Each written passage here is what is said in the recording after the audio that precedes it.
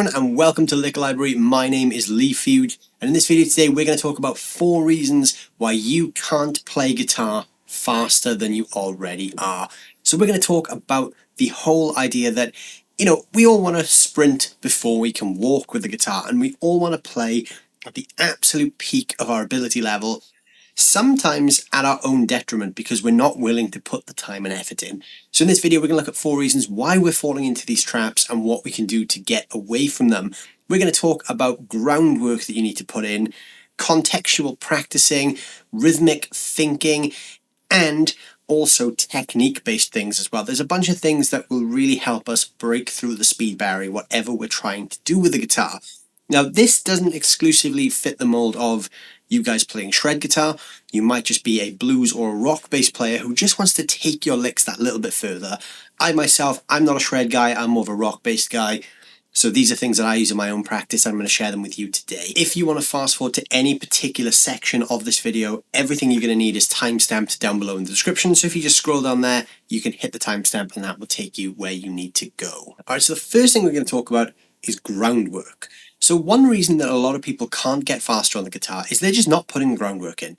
Now, the groundwork can be split up into a few different areas, so we're going to talk about a few different things within this section. The first thing is patience. Now, I get it. We all want to go as fast and as hard as we can and be the best players we can possibly be. But sometimes, especially when it comes to speed on the fretboard, we need to take a step back and be a little more patient. Being patient will allow us to kind of measure our expectations. I know how tempting it is to want to go straight in at full speed and try something, but sometimes we need to do the opposite. So patience also goes hand in hand with the other P word, practice. Now, when we're working on something fast, the absolute best thing you can do is practice slowly. So let's say we're just trying to play a fast lick like this.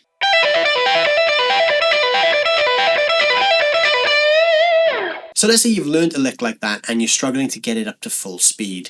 What can we do? Well, going hand in hand with patience, we can slow that lick right down. So let's just play that very, very slowly. And the whole point of this is it's going to train our fingers and our muscle memory to remember how that lick goes. Once we've got the lick in our muscle memory, it's much easier to then go faster. But first of all, we need to get the muscle memory working. So we're going to play that very slowly.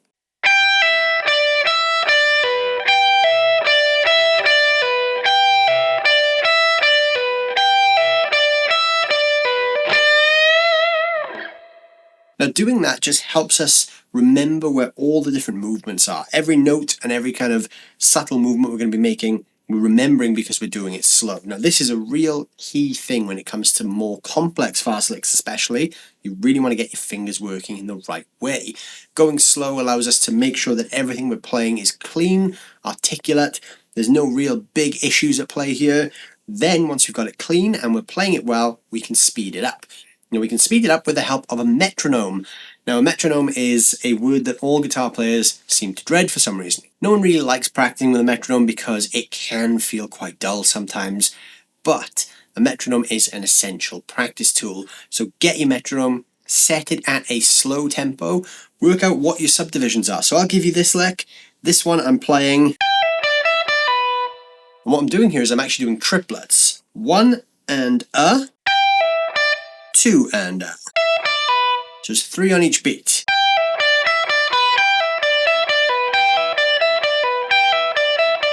On the first one I'm doing a pull off and then playing the 15 on the B. And the second one I'm playing the 12 on the E and a pull off from the 15 to the 12 on the B. So in a full bar I would do 2 of those repeats. So 1, 2, 3, 4. That would be my full bar, so 3 on every click. So if I was doing that with the metronome, I'd set my metronome slow and play 3 notes on every beat. Then I would start to increase that as time goes on. And the other reason why you may be struggling to go faster could also be tension. Now, this is also very important when it comes to the groundwork, is it's really hard to get out of this habit if you've already gotten into it, but sometimes we can just press down too hard. And, in the early days, the idea is that we'll press down as hard as we can to make the notes ring, but this is actually bad for us in the long run. So when you're working on fast licks, you want to use the least amount of tension possible. So if you do find yourself really straining and pressing down hard on notes, try to ease off. You don't want to press down so hard that you're causing yourself problems. So the lighter you can press down, the better. You want to press down just hard enough that the notes are ringing. And remember to breathe when you practice as well. Breathing will actually help with the muscle tension. It's really easy to hold your breath while you're working on something hard because you're kind of straining. But if you breathe when you practice, this will actually help the blood flow to your muscles, which will actually then help the tension release.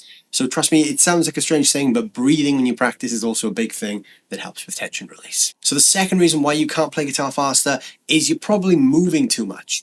Now, this is a big thing. The economy of movement in our fretting hand and in our picking hand is a real key factor in kind of articulation and accuracy with speed.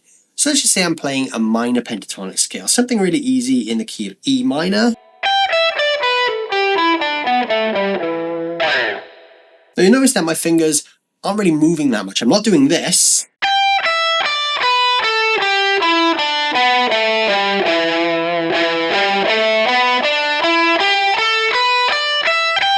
My fretting hand isn't really jumping away from the strings, and likewise my picking hand, I'm not doing this.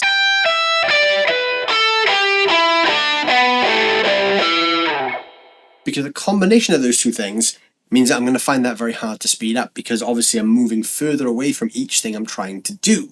So when you're trying to play fast, really think about the economy of movement. So let's start with the fretting hand. So let's say I'm playing that scale. I don't want to be doing this.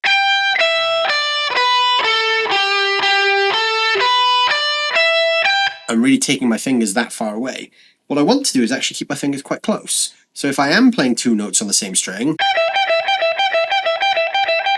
you can see that I'm actually hardly moving my little finger there. So when I actually apply that to the whole scale, my fingers aren't kind of jumping around. They're actually really close to the strings.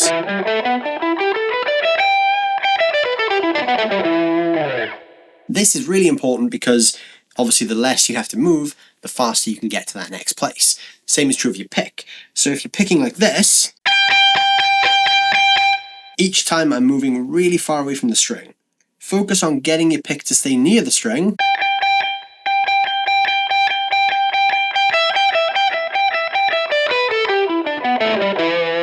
Really small movements, and then when you combine those two things, it'll actually make you a lot faster. Now, a great way you can work on this is with that 4-finger exercise you might have done in the early stages of playing guitar, where you play 4 frets next to each other. This is a great way to work on your finger movement. So let's say I'm playing 5, 6, 7, and 8 on the low E string. I don't want to be playing this, where each finger is doing a big movement to get there. I almost want to hover the 4 fingers in place with just the index finger pressing down. And then you see that the movement to the next note was actually really small.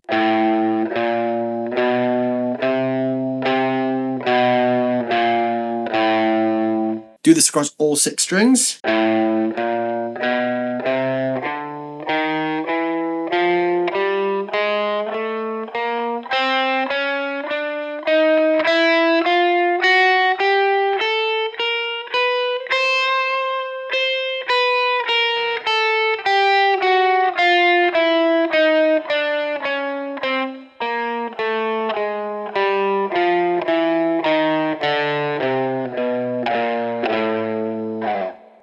And really focus on keeping the fingers as close as you can, but also the pick as tight as you can to the strings as well. Number 3 is practicing out of context. So practicing slowly and practicing with a metronome is a great way to activate the muscle memory and get those licks under your fingers. But that can only take you so far when it comes to speed. When it comes to playing fast in context, there's a much bigger picture we need to think about, and that is the context. So there's actually a video on the Licklibrary channel that I recently made where I talk about the importance of practicing with backing tracks, and this is exactly the right thing to do for this. So the context of a piece is really going to make your lick sound fast or slow in context. So let's say you're playing a slow blues track and all of a sudden you start doing this over the top.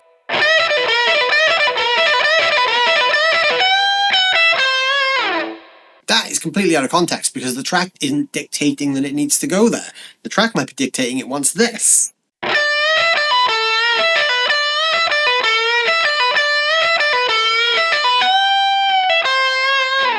Which is a much slower thing.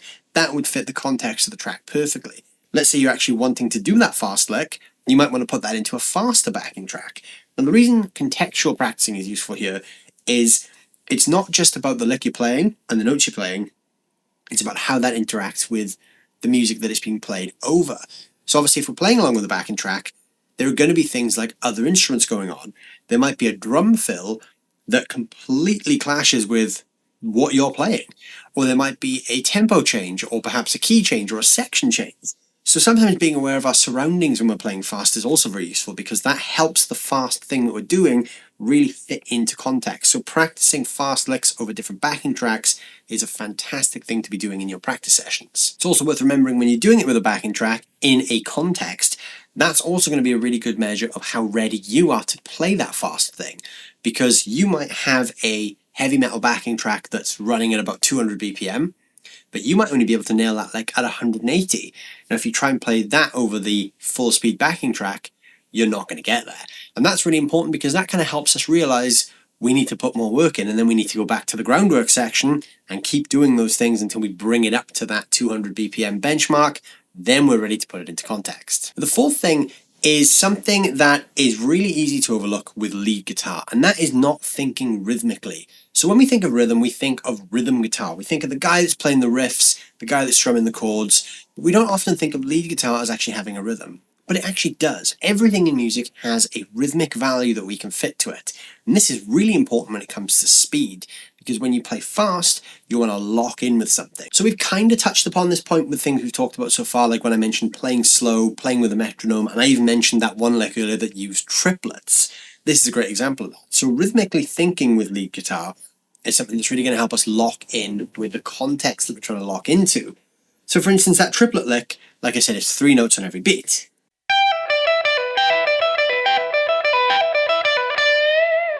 Whatever lick we're playing, we can apply a rhythmic value to. And this is really useful when it comes to practicing on the metronome. So a great way to practice this is to take something like a lick that you're working on, or a scale, whatever it is you want to practice contextually and rhythmically, and get your metronome set to whatever speed you want.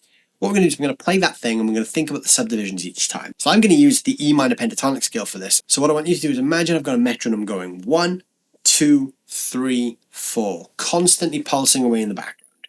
I'm going to practice that scale with different subdivisions. So first of all, I'm just going to do quarter notes, which is 1 note on every beat. So I'm going to go up and down the scale. So every note I play is going to correspond with 1 click on the metronome.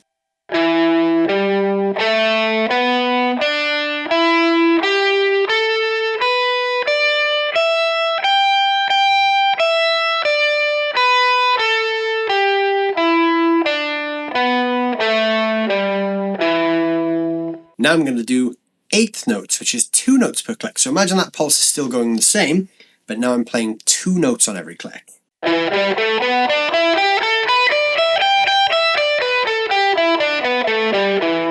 We can go to triplets, which is 3 on every click.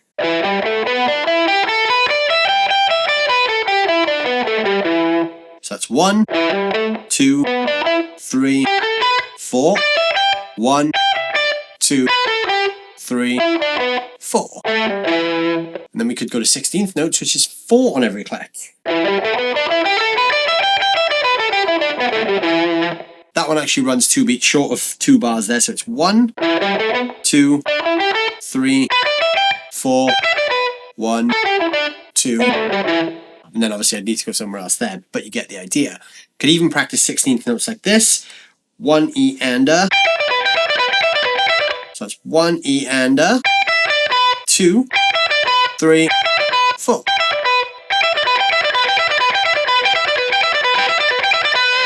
Thinking rhythmically is really going to help us when it comes to practicing things, starting slow and building them up over time. Thank you all so much for watching this video on 4 reasons why you can't play guitar faster. If you think I've missed any reasons off this list, or you have any cool tips you'd like to share on how to play guitar faster, please throw those down below in the comments. Don't forget to hit the subscribe button and check out the Licklibrary YouTube channel. There's a bunch of content just like this where you can take your guitar playing forward and improve all your skills. If you really want to take your guitar playing to that next level, you can head over to licklibrary.com and sign up for the lesson library over there. There's a huge array of content ranging from basic things right through to more advanced things. There's song breakdowns, album breakdowns, and all sorts of really cool stuff over there just waiting for you. So head over there and check that out as well. Thank you all so much for watching as always, and I'll see you very soon.